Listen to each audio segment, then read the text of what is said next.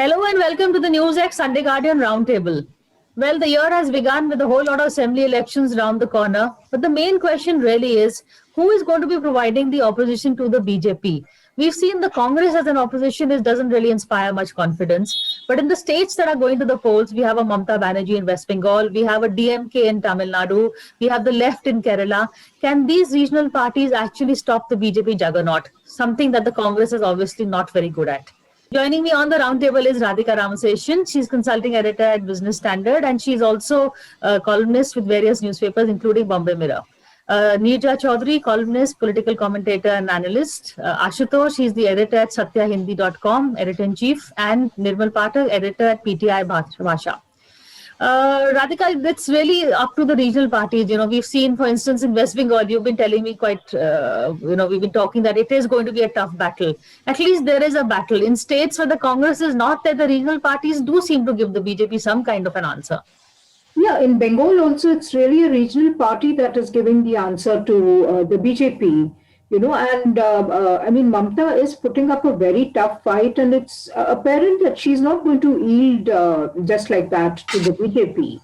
I mean, the BJP is in for a long haul in Bengal. I mean, might make it. I mean, who knows? But, Tamil Nadu is very interesting. There again, you can see that the BJP is trying very hard to secure a foothold, nothing more than a foothold. It's got an alliance with the AIDMK, which to me doesn't look very stable. It had pinned its hope on Rajnikant. For what reason? I mean, it's beyond my comprehension. Knowing Tamil Nadu and knowing the kind of the political dynamics over there, I don't think Rajnikant would have made much of a difference, except for his celebrity value. Now there are reports that it is the BJP is courting Sasikala of all people. I mean, okay, Sasikala would sort of carry some of the Jayalalitha legacy. I mean, I'm not denying that. But, she has a terrible baggage to carry, and I don't know how the BJP is going to explain that. So in Tamil Nadu, you have the regional parties, a fairly strong DMK and an AIDMK. So there again, it's the regional parties that are calling the shots. So, and in Assam, there are reports that the Congress hasn't sorted out its leadership issue after the passing away of Tarun Gogoi. Now, I don't know if it is finally tying up with Badruddin Ajmal or not. And if it does, then it's going to be a very polarized election. I mean, one can just safely say that. Bengali Hindus, Assamese Hindus, I mean, they're likely to polarize against this combine. So everywhere, if you go to see, it's really the regional parties that are providing giving the battle, providing the leadership against the Congress. Now, where is the Congress, except maybe in Kerala? But that again, in Kerala, it's part of a much larger alliance, on its own. Puducherry, maybe in Puducherry, the Congress is on its own, and it will again, of course, tie up with the DMK, but it will be the leading party in Puducherry. So except for Puducherry, I really don't see the Congress anywhere else in a commanding position. I mean, it's there everywhere, but in a commanding position. Like Radhika has given us the details, but the larger picture really, is that the battles are going to be between BJP and regional parties. Congress is really more and more in the sidelines. Neerja. Yeah. Priya, some hours ago, a very significant statement was made by Saugata Roy in West Bengal, a colleague of Mamata Banerjee. And he reached out for the left and the Congress's support in West Bengal. Now, that is very significant because only 10 years ago, it was the TMC that had uprooted an entrenched left government, which had been there for 34 long years. And if you look at Mamata Banerjee's trajectory, political trajectory, it's really been her ideology has been anti-left, her programming has been anti-left, everything she's, breathed anti-left and spewed anti-left. And now for her party, and it would have her concurrence to reach out to the left and the Congress for help. Now, it tells you two things, Priya. One, today the BJP is occupying the position that the Congress used to occupy when it ran the country for 45 years. So it's already that bit is very, very clear. Secondly, there is a growing feeling amongst the state parties. And you're right, it's the state parties that are giving the fight to the BJP, where, of course, there are states where it is the Congress versus the BJP. But now the state leaders get a sense that they cannot do it alone, with their party alone. So they have to reach out to others, and that has to be a grand alliance that brings together the right, the center, the left, the regional, everybody together, as was once done in 1989 under the stewardship of VP Singh, everybody together to take on this dominant Congress party. So I think there's a very significant thing happening, which will have its repercussions in other states also. It's an interesting experiment, which if it takes off, I don't know whether it's too problematic, I think, because not only has Mamta to contend with her workers, she, of course, doesn't want the splitting up of the minority vote in West Bengal, which can go three-way, left Congress and Asaduddin Owaisi. And it is 27 to 28% Muslims in that state. And but the problem will also be, the flip side will be that the entire opposition space will be left open for the BJP if there are one-on-one contests. So it's not so simple, but obviously the state satraps feel inadequate by themselves. So there are two arguments here, Ashutosh. One is that the Congress is not a dominant player, but it can maybe be the role of you can't do without it also, as the Mamta Banerjee example has shown. It plays the role of a supporting cast instead of a dominant role then. Priya, I think sometimes we tend to deal Congress very unfavorably because we all somehow blame Congress party for the rise of the Hindutva forces in this country. I think within that perspective, we tend to ventilate our anger on the Congress party. But the fact is the Congress party is not a marginal player in Indian politics even today. There are several instances given, but take the example in Punjab. They are in government. Maharashtra, they in Madhya Pradesh, Rajasthan, and Chhattisgarh. It is the Congress party who in one-to-one fight with the BJP. They defeated BJP in 3 states. In Karnataka, they almost snatched victory. And today they are a very, very important and a powerful opposition party in Karnataka. Then in Gujarat, though they have been losing for the last 25 years, but they are consistently maintaining 38%, 37% vote share, which is not a mean achievement in that sense, some party which has never been there. So in Puducherry, it's already been talked about. Now, the fact is that in Bengal, Congress party is basically what Mamta Banerjee is. So either Mamta Banerjee will survive or the Congress will survive. Both cannot survive. That's a fact because their vote share is the same. Now, I completely agree with Neerja when she says that if the left parties and the Congress party, if they decide to support Trinamool Congress, that will be the blunder. Because then you are leaving the entire opposition space to the BJP, and finally, what will happen? Either all 3 political parties merge together, becomes one entity, or the BJP will be a dominant player in a few years' time. So I believe that that there is a space. And there is a very important space for the Congress party in this country. There are regional players, and these regional players have their own regional aspirations. They don't have the national ambitions in that sense.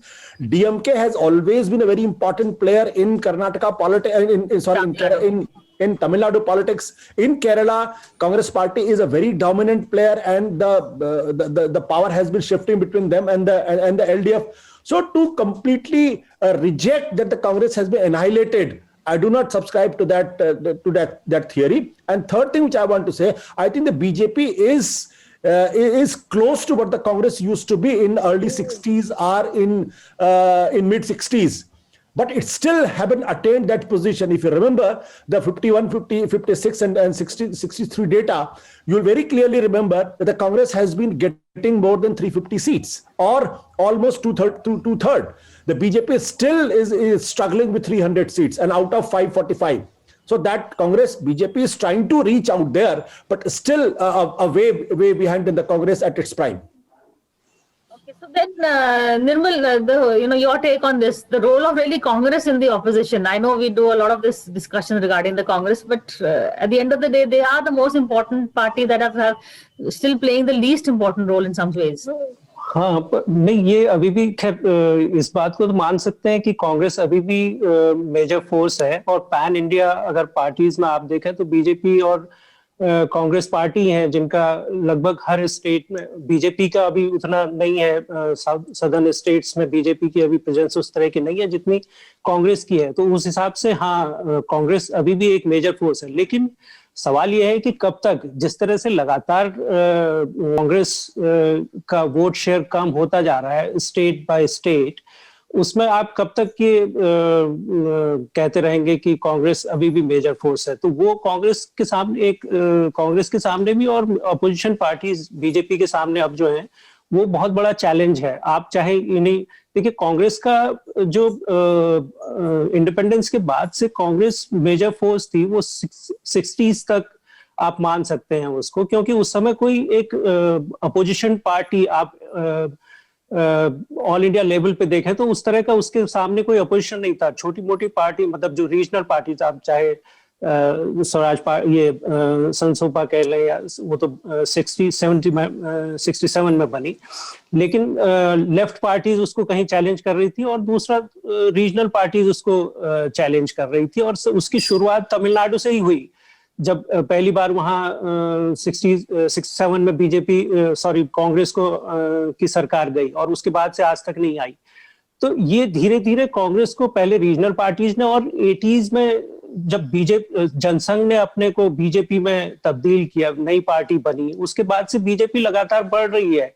Congress के ये दो phase बहुत, एक तो जो 60s का है उस समय जब तमिलनाडु से उसके हटने की शुरुआत हुई, और उसके बाद फिर ये 90s का जब मंडल कमंडल की पॉलिटिक्स देश में आई है, उसके बाद से वो नॉर्थ के स्टेट्स में उसका डोमिनेंस कम होना शुरू हुआ है। और तीसरी जो प्रॉब्लम कांग्रेस के सामने है वो सेंट्रल लीडरशिप की। सेंट्रल लीडरशिप जब वीक हुई है तो उसकी स्टेट में लीडरशिप, उसकी अथॉरिटी कम हुई है, और वहां इनडिसिप्लिन बढ़ा है। Point I want to take with Radhika also, that if the Congress and the left join the TMC, that actually benefits the BJP, because the anti-TMC vote is then not so divided. Yeah, that's the scenario that the BJP is looking at, a bipolar contest, where the TMC and where the Congress and the left go along with the TMC. I mean, notwithstanding Saugata Roy's overtures to the left, I don't think that's going to happen in a hurry, because, as Nija pointed out, there is a history, and, the left wouldn't want to completely lose its identity in the TMC. I mean, Bengal is one of the few states where the left still has something left, I mean, call it remnants. I don't think it's remnants. It probably exists in every constituency. So I don't see that happening. It will probably be a three-way fight. Now, we went through the state. I mean, I took up these 5 states because we have to look at these 5 elections that are coming. But however, I think, Gujarat would really be the first test case for the Congress. I'm not even going into Uttar Pradesh, because the Congress, despite Priyanka Gandhi, despite the exertions of Ajay Lalu, the Congress is not really getting anywhere in Uttar Pradesh. Now, Gujarat, it's going to be a straight fight between Congress and BJP. And last time, Gujarat was there for the Congress to win. And the Congress almost made it, except for that last mile push that Amit Shah and Modi gave in South Gujarat, which made it a very close contest, and where the BJP barely made it. I mean, later, of course, it increased its majority by spiriting away MLAs from the Congress and so on. So I think I will wait for Gujarat to see if the Congress is able to repeat its former performance, or at least if it is able to better the performance, that. So having said all that, what I do find, and Gujarat is an example, is that the Congress lacks the killer instinct. You just have to go for the kill when you have a party like the BJP. You cannot be wishy-washy. And I actually mapped it in Gujarat, as I went from region to region. By the time South Gujarat came, you found that there was a huge padlock on the Congress's office in Surat at 7 in the night, when the place should be up and about. So by the time it was the last phase of electioneering happened. The Congress had somehow lost the fire in the belly, and the BJP stepped in to make up. So, the Congress has to recognize that the BJP is a hugely powerful adversary, which normally pulls out all stops, especially when it looks like that they are about to lose an election. That's where the BJP swings into action, as it happened in Bihar. After the first two phases, the BJP really got its act together in the third phase, and so on. So, the Congress, I think that the fire in the belly, I mean, leadership and state leadership, factionalism, these are all issues. But somehow it has to enthuse its workers. And I think that is just not happening. And until that happens, I think it's going to be, well, not a walkover for the BJP, but it's going to be advantage BJP. Nija, the whole experiment of the Mahagathbandhan fails because in each state, because the Congress is a pan-India party, they have a role to play. So, they are taking on the regional ally. It's not in their interest to team up with the regional ally. So, given that situation, should they actually go in for what we were discussing earlier also, formation of, where the UPA chairperson is given to somebody else who can be objective and decide what is in the best nature of defeating the BJP rather than what is in the best interest of the Congress? I think the tentative overtures were made, and the name of Mr. Sharad Pawar was floated some weeks ago as somebody who could head the UPA, and he today is best placed to bring the regional parties under one umbrella. And it's not just the UPA. I would think that they shouldn't even call it UPA. They should go in for a new formation, which will have more parties than the erstwhile UPA did. And also you get away from, taking this post away from Sonia Gandhi. So Sharad Pawar is well connected to Mamta Banerjee, to Arvind Kejriwal, to Lalu, to Stalin, to KCR in Telangana, to Jagan Reddy, to Chandrababu Naidu, Naveen Patnaik. If there's one person who can really pick up the phone and talk to them and will be heard, it is Sharad Pawar. But the Congress is wary of him. I don't think the Congress will agree to it. But whether Sharad Pawar should anyway go ahead with this, get the regional parties on a kind of a federal coalition, which takes on, each state will have a different, will have a strong leader, one state satrap, but who can be supported by smaller groups. And this is going to be painstaking work, state after state to craft. So I think, yes, even if the Congress doesn't come on board as of now, this is something worth doing. And it's interesting, that Mr. Pawar was in touch with Mamta Banerjee, who's on her back foot. And the fact that Shiv Sena is now going to field candidates in West Bengal, that's an interesting development. The hope would be that they would cut into some of the BJP's potential vote.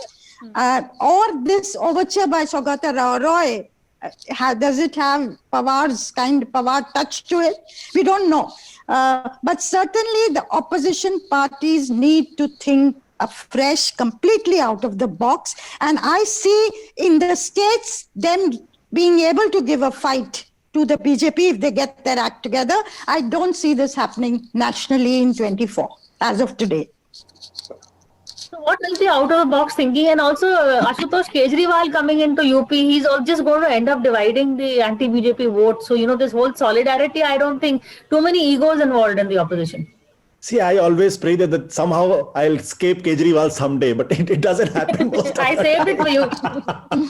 As the you question noticed. keeps coming back to me and haunt me. See, frankly speaking, I think out-of-the-box thinking is important now. But on two counts. First, I think all the opposition political parties and the leaders, firstly, they have to analyze the nature of the regime right now. If they feel that the nature of regime is such that it is dangerous for the democracy and the democracy will be over if they continue in terms of their ideology and in terms of the leadership. Secondly, can they find a structure? So I think there is a lot of confusion in the opposition political party that what is the nature of this regime at now, and that's why the ideological cohesion is missing. Frankly speaking, if they could realize that this will lead to the end of the democracy in this country, then they can float a federal front where all the political parties keeping their identity intact, but they have a loose understanding that somebody who has got the killer instinct, gladiatorial instinct to fight Modi and Juggernaut. Who can that be? In my opinion, Mamata Banerjee is ideally suited for that. If she becomes the CEO of this front, Sharad Pawar becomes the chairman, and the Rahul Gandhi plays as a general secretary of the party as it is. So unless you think that this is a fight to save democracy, you will never reach to this conclusion. Rahul Gandhi in all its rhetorics always think this is a fascist government, this is an anti-democracy government, all that. But has he made any effort? I don't think so.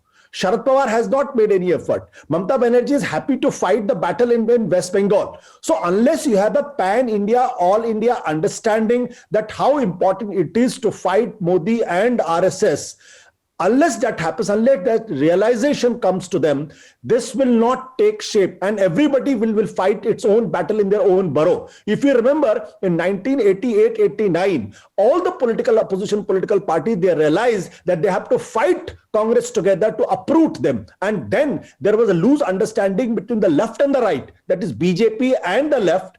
And VP Singh was the pivot of that, and it is because of that they could defeat. Now that is missing. So unless you have an understanding about the nature of the regime, only then you can go for the structure of it.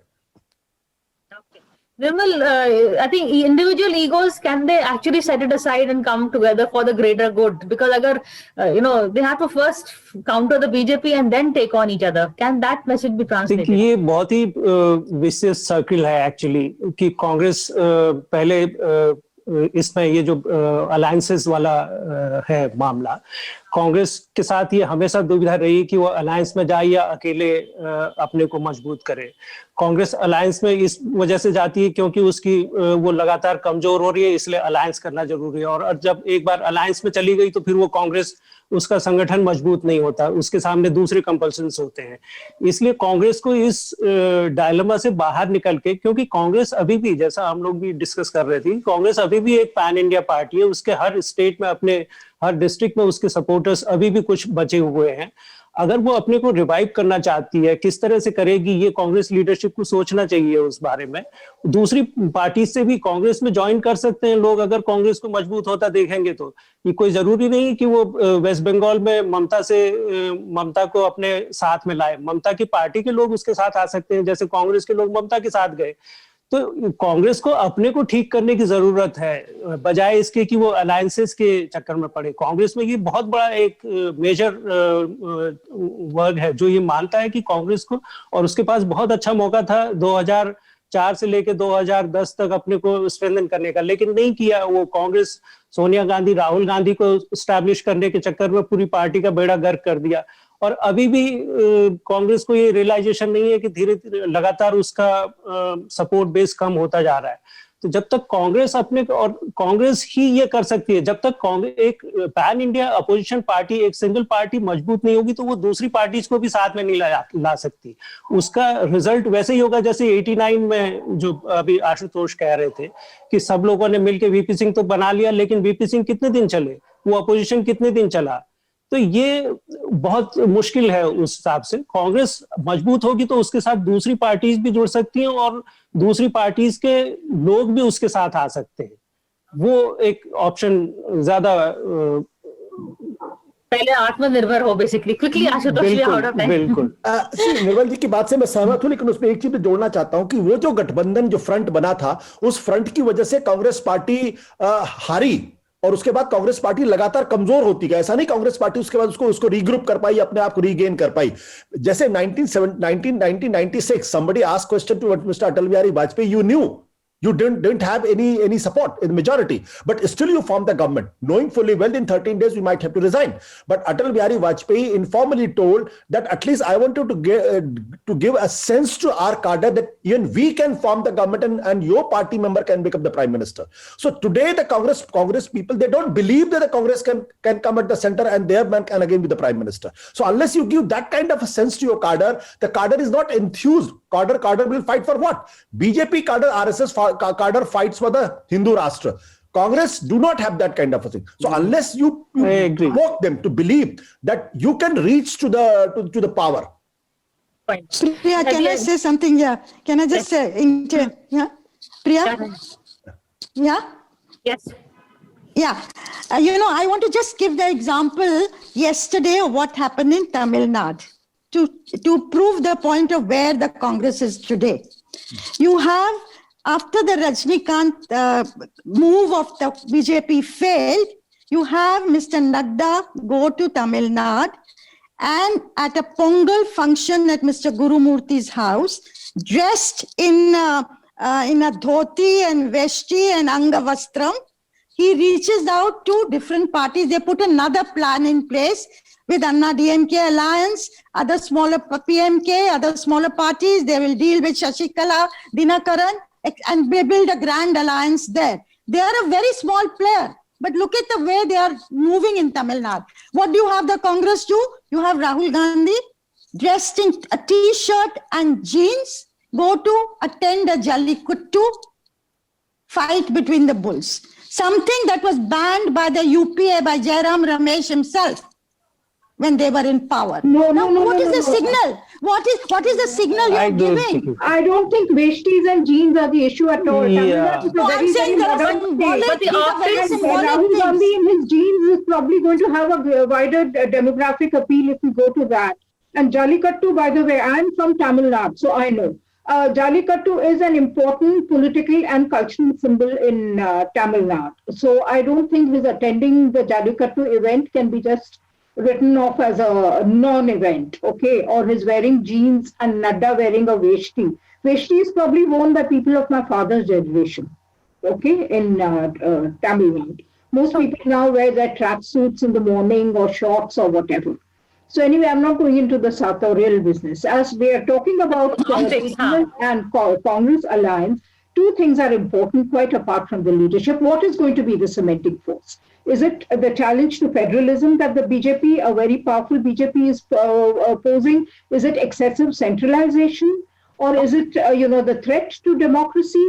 The words like fascism, do you think they're going to make any sense to a KCR or a Jagat Reddy, who are already quite comfortable with a BJP government as long as they get the goodies from the center?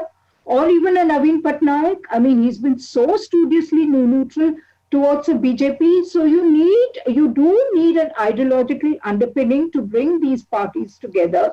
Like in the last time when the United Front came together, it was the threat of a BJP that was very strong, communalism versus secularism. That doesn't seem to hold anymore. So what is That note, I'm going to cut. I know Ashutosh want to comment, but we already overshot, so I'm going to end this now. Thank you all for this conversation. For more such videos, subscribe to the NewsX YouTube channel, hit the bell icon.